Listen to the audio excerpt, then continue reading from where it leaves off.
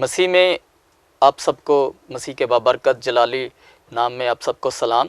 मैं पास्टर ज़ीशान। आज सुबह का आगाज़ करेंगे हम खुदावंद के नाम से और उसके पाक कलाम से, ताकि हम सीख सकें कि हमारी ज़िंदगी कैसे चलनी चाहिए। ख़ास तौर पे खुदा का कलाम हमें कुंवारों को भी सिखाता है, शादीशुदा को भी सिखाता है और पेरेंट्स को भी सिखाता है। तो आज हम सीखेंगे कि मियाँ बीवी को किस चाल चलन से रहना चाहिए ताकि उनके बच्चे अच्छी ज़िंदगी पा सकें और वो भी खुद भी अच्छी ज़िंदगी पाएँ। आमीन। हम पढ़ेंगे मुक़द्दस पतरस का ख़त, उसका 3 बाब 3 आयत से। और तुम्हारा श्रृंगार ज़ाहरी ना हो, सर गूंदना और सोने के जेवर और तरह तरह के कपड़े पहनना, बल्कि तुम्हारी बातनी और पोशीदा इंसानियत हलीम और मजाज की गुर्बत की गैर फ़ानी आराइश से आरास्ता रहे, क्योंकि खुदा के नज़दीक उसकी बड़ी कदर है। और अगले ज़माना में भी खुदा पर उम्मीद रखने वाली मुक़द्दस औरतें अपने आप को इसी तरह संवारती थीं और अपने अपने शौहर के ताबिया रहती थीं। चुनाचा सारा इब्राहिम के हुक्म में रहती और उसे खुदावंद कहती थी, तुम भी अगर नेकी करो और किसी डरावे से ना डरो तो उसकी बेटियां हुई। खुदा का कलाम बयान करता है कि जो औरत अपने शौहर की इज़्ज़त करती है, जैसे हम इब्राहिम को कहते हैं ईमानदारों का बाप है, ऐसे जो सारा है वो ईमानदारों औरतों की माँ है। तो जो भी उसकी बेटी बनना चाहती है, जो मर्द अपनी खुदा के हुक्मों पर अमल करता है या खुदा की कलाम पर अमल करता है, तो वो भी इब्राहिम का बेटा कहलाता है। इसी तरह औरतें भी किसी दर्जा से कम नहीं हैं, क्योंकि वो भी इब्राहिम की बेटियां कहलाती हैं। तो आगे शौहरों के बारे में खुदा का कलाम बयान करता है, ऐ शौहरों, तुम भी बीवियों के साथ अक्लमंदी से बसर करो और औरत को नाजुक ज़रूफ जानकर उसकी इज्जत करो, और यूँ समझो हम दोनों ज़िंदगी की नेमत के वारिस हैं, ताकि तुम्हारी दुआएं रुक ना जाएं। अब कोई नहीं चाहता, हम चर्चों में जाते हैं, देखते हैं कि हम दावे तो करते हैं कि खुदा हमारी बड़ी सुनता है, लेकिन क्या हमारे घर में सुकून है? क्या हमारे बच्चे नशे तो नहीं करते?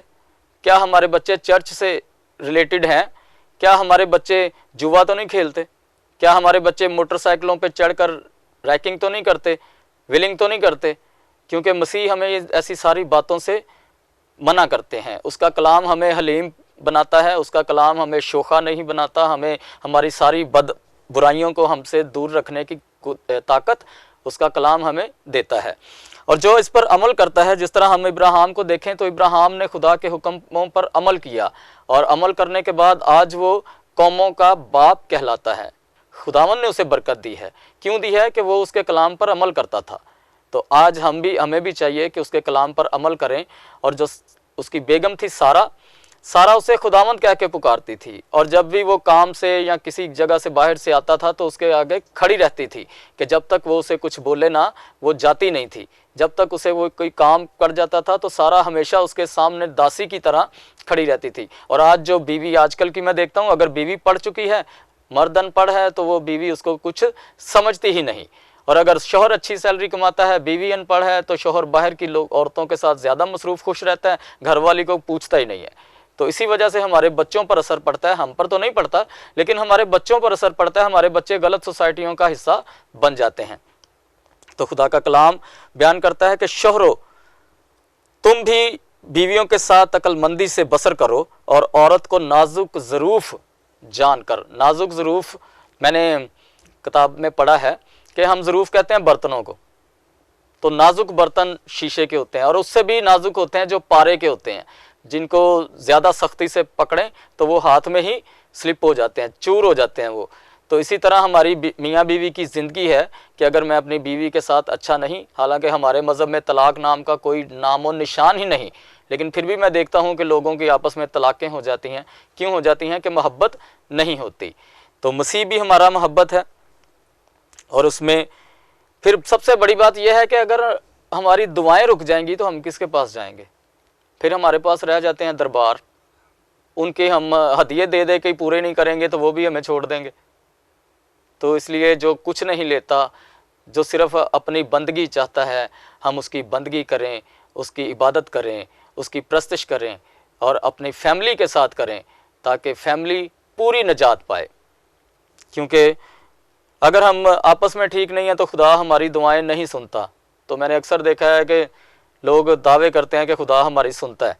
खुदा का कलाम कहता है कि खुदा हमारी दुआ नहीं सुनता। तो अगर हमें खुदा से राब्ते में रहना है, खुदा से मोहब्बत करनी है और उसके कलाम को पढ़ना है, उस पर अमल करना है और समझना है और चर्च को टाइम देना है, क्योंकि चर्च हमारे लिए इसलिए बने हैं कि हम इकट्ठे होकर उसमें इबादत कर सकें, प्रस्तश कर सकें। और चर्च के अलावा भी आप दिन में 3 मरतबा अपने घर में इबादत कर सकते हैं, और रात को सोते वक्त अपने बच्चों के साथ, दोपहर में अगर अकेले अकेले हैं तब भी आप खुदा को याद कर सकते हैं, और सुबह भी आप अपने बच्चों के साथ मिलकर अपने घर में भी प्रेयर कर सकते हैं। तब आपके घर में भी जब रोज़ कलाम खुलेगा तो आपके बच्चों को समझ होगी, अक्ल होगी और सोच आएगी कि हमारा कलाम क्या कहता है, हमने इस पर अमल करना है। तो जब हम बच्चों को भी पढ़ के बताएंगे तो उनको भी समझ होगी, अक्ल होगी और उनमें स्कूल जाने का शौर होगा, उनमें शौक़ पैदा होगा कि मैं भी खुदा का बंदा हूँ, मैं भी खुदा का बंदी हूँ, तो खुदा की खिदमत में हाज़िर हो जाऊँ। खुदा की खिदमत ज़रूरी नहीं कि पास्टरों ने या फादरों ने या सिस्टरों ने या बाजियों ने, हमारी बहनों ने ठेका ले रखा है कि उन्होंने ही करनी है। पाक रूह एक है और नेमतें तरह तरह की हैं।